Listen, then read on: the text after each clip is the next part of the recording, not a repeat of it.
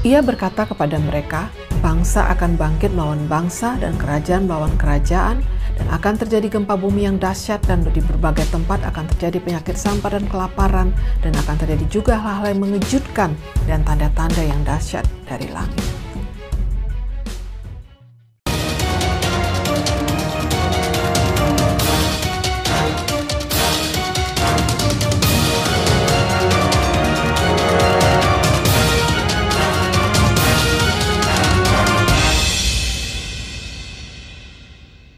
Inilah tanda-tanda yang sudah digenapi menjelang kedatangan Yesus yang kedua kali.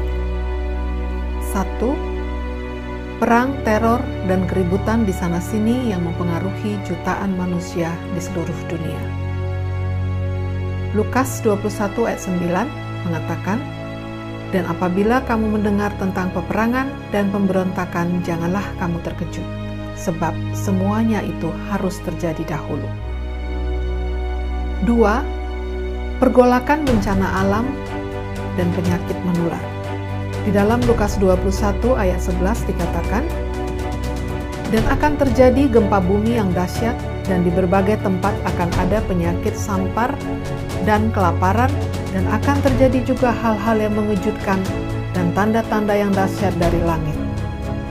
Lukas 21 ayat 25, "Dan akan ada tanda-tanda pada matahari dan bulan dan bintang-bintang, dan di bumi bangsa-bangsa akan takut dan bingung menghadapi deru gelora laut." 3. Pengetahuan semakin bertambah maju. Kita bisa melihat begitu pesatnya perkembangan dan kemajuan teknologi dunia saat ini. Bahkan sejak 10 tahun terakhir, di segala bidang pengetahuan bertambah pesat, begitu juga dengan teknologi.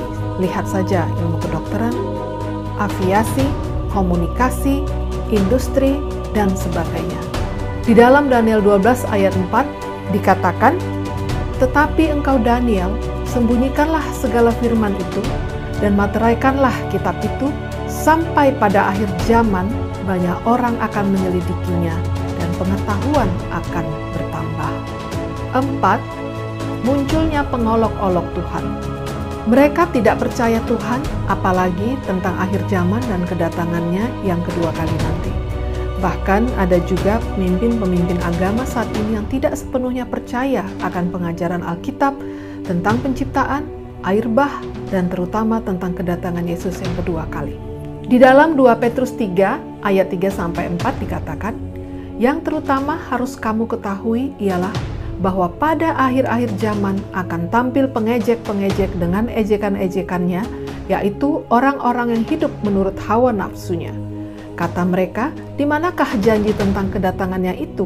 Sebab sejak bapa-bapa leluhur kita meninggal, segala sesuatu tetap seperti semula pada waktu dunia diciptakan." 2 Timotius 4 ayat 3 dan 4, "Karena akan datang waktunya, orang tidak dapat lagi menerima ajaran sehat, tetapi mereka akan mengumpulkan guru-guru menurut kehendaknya untuk memuaskan keinginan telinganya. Mereka akan memalingkan telinganya dari kebenaran." 5. Penurunan moral, tidak peduli agama. Dan 6. Menyukai kepelesiran dan hura-hura. Dunia saat ini dalam krisis moral. Generasi zaman ini enggan untuk belajar agama, lebih menyukai pesta pora dan memuaskan keinginan diri. Kemajuan zaman dan teknologi juga mempunyai efek negatif dalam kehidupan manusia. Tidak hanya anak-anak remaja, orang dewasa pun kini semakin banyak tidak peduli pada agama. Kegiatan ibadah adalah prioritas kesekian di atas kegiatan-kegiatan untuk menyenangkan diri dan keinginan hati. Mereka lebih memilih menghadiri pesta-pesta daripada menghadiri kebangunan rohani atau berada di dalam rumah Tuhan. Di dalam 2 Timotius 3 ayat 1-4 dikatakan, "Ketahuilah bahwa pada hari-hari terakhir akan datang masa yang sukar, manusia akan mencintai dirinya sendiri dan menjadi hamba uang. Mereka akan membual dan menyombongkan diri, mereka akan menjadi pemfitnah, mereka berontak terhadap orang tua, dan tidak tahu berterima kasih, tidak memperdulikan agama. Tidak tahu mengasihi, tidak mau berdamai, suka menjelekan orang, tidak dapat mengekang diri, garang, tidak suka yang baik, suka mengkhianati, tidak berpikir panjang, berlagak tahu, lebih menuruti hawa nafsu daripada menuruti Allah. Bukankah perihal yang disebutkan di atas sangat dekat dengan kehidupan kita sehari-hari?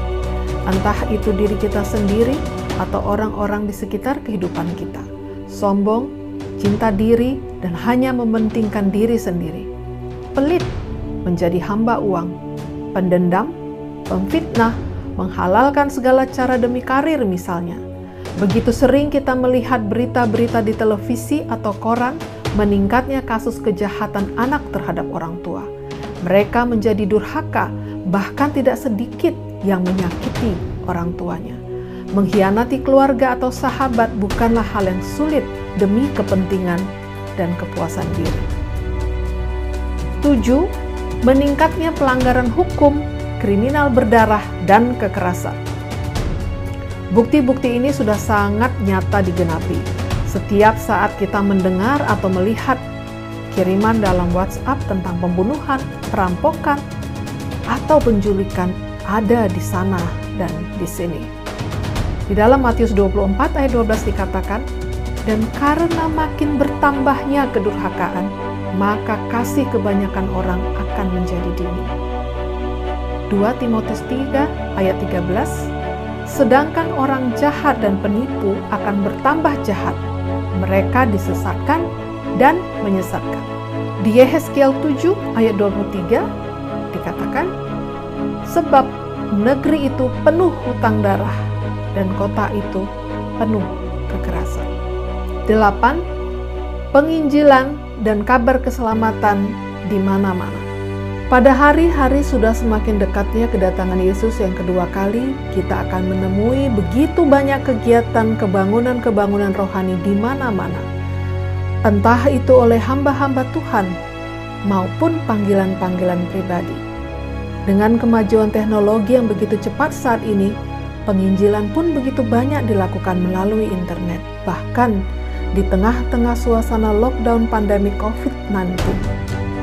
Semakin terlihat begitu gencarnya kegiatan penginjilan maupun belajar Alkitab yang dilakukan melalui meeting-meeting online misalnya. Matius 24 ayat 14, "Dan Injil Kerajaan ini akan diberitakan di seluruh dunia menjadi kesaksian bagi semua bangsa, sesudah itu barulah tiba kesudahannya." Ke-9, percaya dan melakukan spiritisme. Apa arti spiritisme? Menurut catatan Wikipedia, spiritisme adalah kepercayaan atau praktek-praktek yang berdasarkan kepercayaan bahwa jiwa-jiwa yang terangkat saat meninggal tetap bisa mengadakan hubungan dengan orang yang masih hidup yang dilakukan melalui seorang medium yang masih hidup. Sudah tidak asing lagi banyak kita dengar orang-orang beragama mencari peruntungan ataupun perlindungan kepada roh-roh orang mati. Tidak hanya orang biasa, bahkan kepala-kepala negara pun tidak sedikit yang percaya kepada spiritisme. Hal ini juga sudah dibicarakan atau sudah diramalkan ketika pada zaman nabi-nabi dahulu. Di dalam 1 Timotius 4 dikatakan, "Tetapi Roh dengan tegas mengatakan bahwa di waktu-waktu kemudian ada orang yang akan murtad lalu mengikuti roh-roh penyesat dan ajaran-ajaran setan oleh tipu daya pendusta-pendusta yang hati nuraninya memakai cap mereka." 10. Munculnya nabi-nabi palsu. Menjelang akhir zaman atau sebelum kedatangan Yesus kedua kali akan banyak muncul nabi-nabi palsu atau yang mengatakan dirinya adalah jelmaan atau reinkarnasi Yesus. Di dalam Matius 24 ayat 11 dikatakan, banyak nabi palsu akan muncul dan menyesatkan banyak orang. Pada saat ini memang sudah banyak muncul mesias-mesias palsu yang mengklaim diri mereka adalah reinkarnasi Tuhan Yesus sendiri. Lihat saja contoh berikut ini. Alan John Miller dari Australia adalah mantan pegawai sebuah pabrik software di Queensland, Australia, mengatakan dirinya adalah reinkarnasi Yesus. Ada juga contoh yang lain, dia memberi gelar namanya sendiri Vissarion of Siberia atau bernama asli Sergei Anatoliev Torov. Mengklaim dirinya sendiri sebagai pemimpin gereja Last Testament, mempunyai pengikut sebanyak 10.000 orang dan kebanyakan adalah wanita. Dia menyebut dirinya sebagai Mesias yang dinantikan kedatangannya yang kedua kali. Dan satu lagi ada contoh Bupete Sibeu Sisimba dari Zambia. Beliau mengaku turun dari surga pada tahun 1999 dengan tujuan penghakiman manusia dan untuk mengakhiri peranan politik di dunia. Dia juga mengaku dapat menyembuhkan orang sakit dan mencela keras pemimpin-pemimpin gereja yang mengatakan Yesus akan segera datang, sementara dia yang menganggap dirinya Yesus sudah ada di bumi. Ya, menjelang akhir dunia, setan akan semakin gencar berusaha untuk menyesatkan umat-umat Tuhan. Setan tidak ingin kita selamat, itulah sebabnya ia pun berusaha menipu manusia agar terkecoh sehingga terbawa pada permainannya. Di dalam Matius 24 ayat 23 dan 24 dikatakan, pada waktu itu jika orang berkata kepada kamu, lihat Mesias ada di sini atau Mesias ada di sana, jangan kamu percaya, sebab Mesias-Mesias palsu dan nabi-nabi palsu akan muncul dan mereka akan mengadakan tanda-tanda yang dahsyat dan mujizat-mujizat sehingga sekiranya mungkin mereka menyesatkan orang-orang pilihan juga. Itulah tadi 10 tanda-tanda yang sudah digenapi menjelang kedatangan Yesus kedua kali ke dunia ini untuk menjemput umat-umatnya yang tetap setia dan memahkotai kehidupan yang kekal. Apakah saudara-saudara dan saya sudah siap? Jangan lupa subscribe dan like untuk mengikuti video-video Bible Truth yang menghadirkan kebenaran Alkitab. Kami hadir setiap hari Rabu, minggu kedua dan 4 setiap bulannya. Tuhan memberkati.